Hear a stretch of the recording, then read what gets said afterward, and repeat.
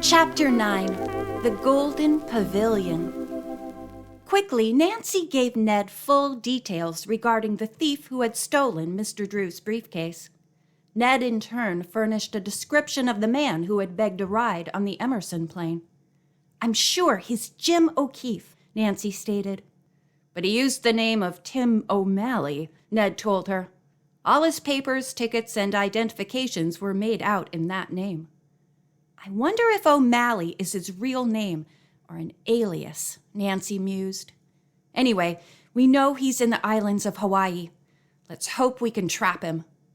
"From all you tell me," Ned said, "this fellow sounds dangerous. I'm glad I'll be around to help you nab him."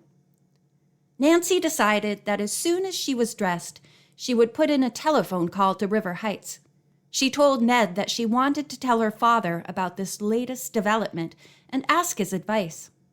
"But let's have a short sail and another swim first," Ned suggested. They walked across the beach to the others, who were eager for another sail.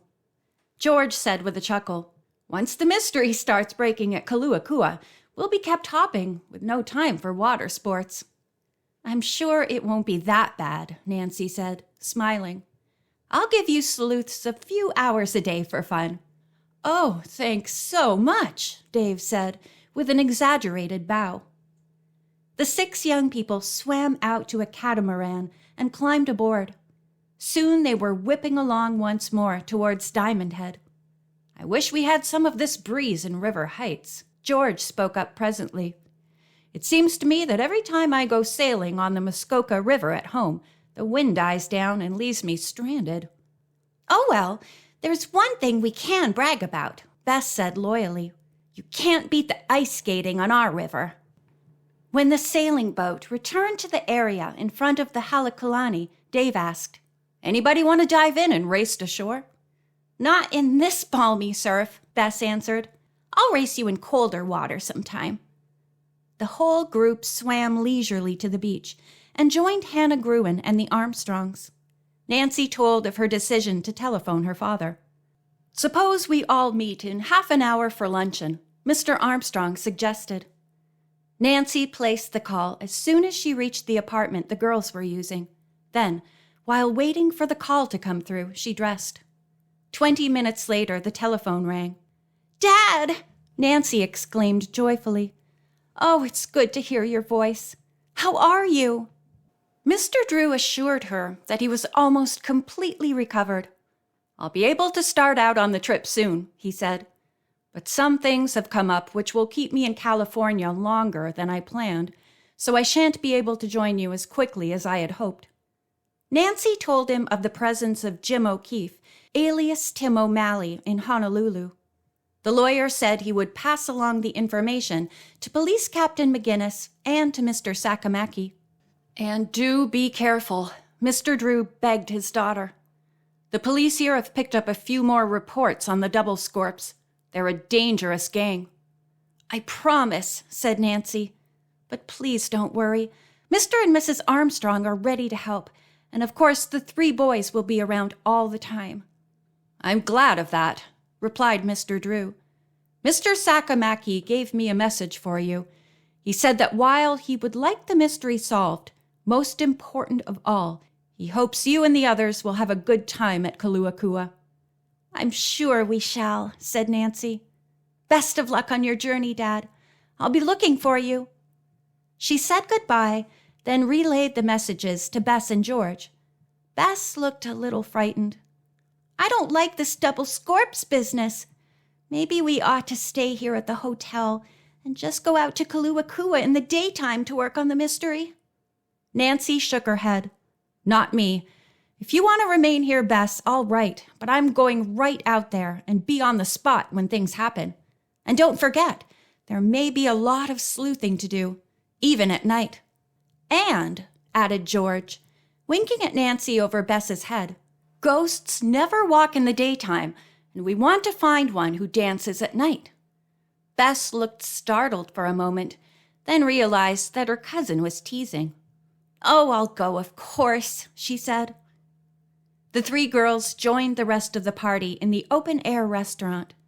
From their table, they had a lovely view of the water, the beautiful flower gardens, and the enormous how tree which stood to one side. The visitors enjoyed a first course of ripe, sliced pineapple, then, for a main dish, had delicious mahi-mahi, a native fish. During the meal, Ned suggested that the boys rent a car which they could use out at Kuakua. "You mean we may have to make a quick getaway?" George asked with a twinkle. "You never can tell," Ned replied. "And also, we'll need it to run into town on errands." The others thought Ned's idea of renting a car a good one, so the three boys went off with Mr. Armstrong to make arrangements. An hour later, they returned with a salmon-colored convertible. "Oh, it's yummy!" Bess called out from the hotel porch where the group was waiting. "Ned, you'll want to take it home with you." "I'm afraid I will," said the young man, grinning from ear to ear. "Climb in, girls."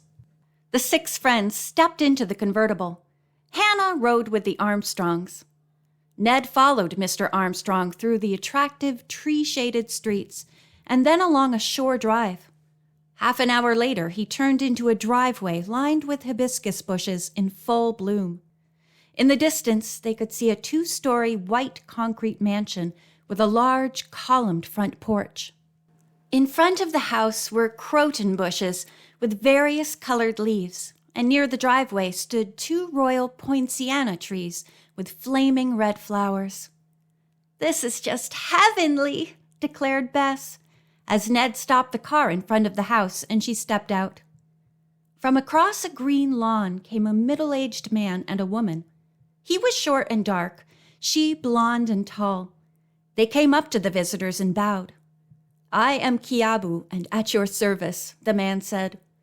"Welcome to Kuakua. I hope your stay here will be very pleasant." He motioned for the woman to come forward. "This is my wife, Emma." Emma, who said she was a New Englander, shook hands with the newcomers and told them everything was ready for their stay. She would show the visitors to their rooms, while Kiabu took care of the baggage. Hannah and the girls followed the woman inside the spacious house, exquisitely furnished with oriental pieces and draperies. Emma explained that she and her husband lived in a small cottage on the grounds, not far from the main house. "There is telephone service, and please call us whenever we can help you," she added. In answer to a question from Bess, she told the mainlanders that Kiabu was half Polynesian and half Japanese. "He is very proud of Kuakua. Whenever you would like a tour of the grounds, he will be glad to take you." She smiled. "I'm sure you are eager to see the Golden Pavilion." "Indeed we are," said Nancy.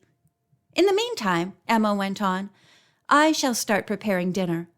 Hawaiians usually eat rather late, but maybe you would like to set your own dinner hour?"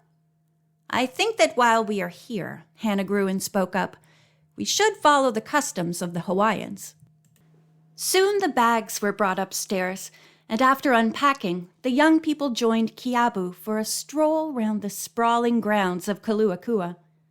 The estate included a tennis court and a fine stretch of bathing beach on which lay an outrigger canoe.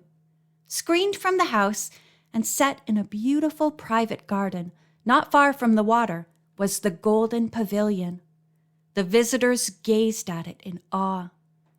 "I have never seen a more beautiful pavilion," said Nancy, entranced, as they came close to it.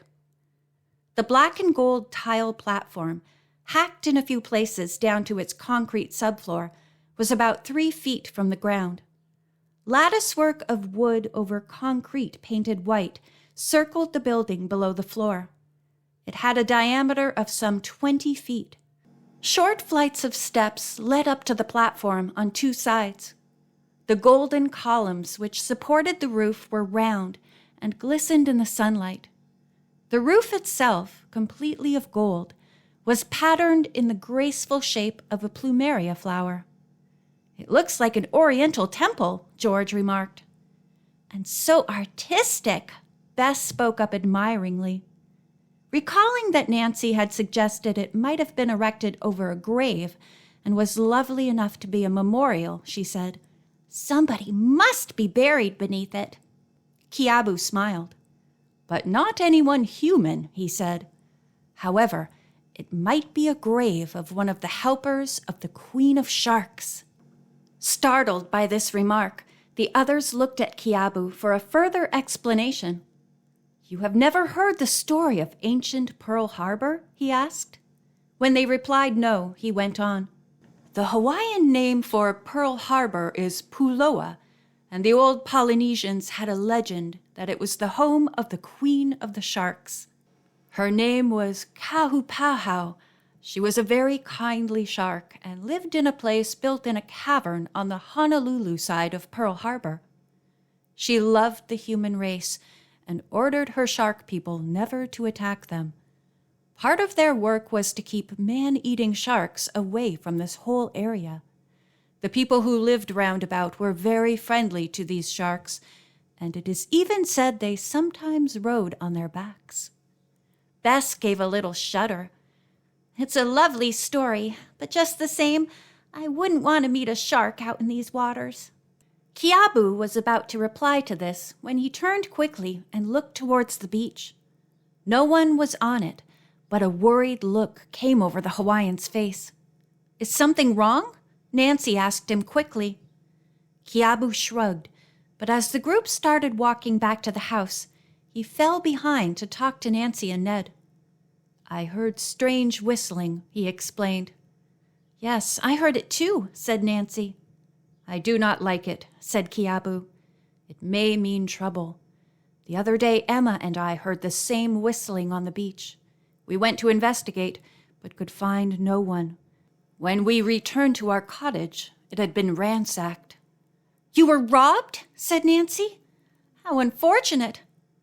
That's the funny part of it, Kiabu frowned. Nothing was taken, but the intruder certainly was looking for something. Our house was a shambles. Have you any idea what he was looking for? Ned asked him. The caretaker said no, but he was sure it had something to do with the mystery of Kuakua. Nancy asked Kiabu if he thought perhaps the recent claimants to the estate might have been there, hunting for something to help them prove their case. Who knows? Kiabu said non-committally. But there is something else which I think you should know. Not long before Mr. Sakamaki Sr. died, a number of small, valuable articles disappeared from the house. Statuettes, some of them copies of old Polynesian pieces, and others that were genuine antiques from the Orient. Emma and I were greatly disturbed when we discovered that they were missing. Kiabu went on.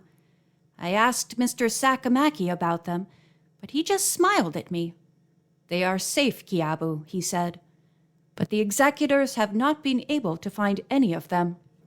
It certainly sounds as if they had been stolen, Ned declared. Kiabu did not agree. Mr. Sakamaki was very ill, but he managed to keep good account of everything. I'm sure he told me the truth when he said the items were safe. But where are they? The old gentleman was not strong enough to carry them outside the house and bury them. Nancy was quiet for a few moments, then suggested, perhaps Mr. Sakamaki had a visitor and gave the pieces to him. Either that or the person stole them and warned the old man not to say anything, Ned remarked. Suddenly, Kiabu's eyes narrowed and his jaw set. Maybe it was the man who brought the odd fish, he declared. End of chapter 9.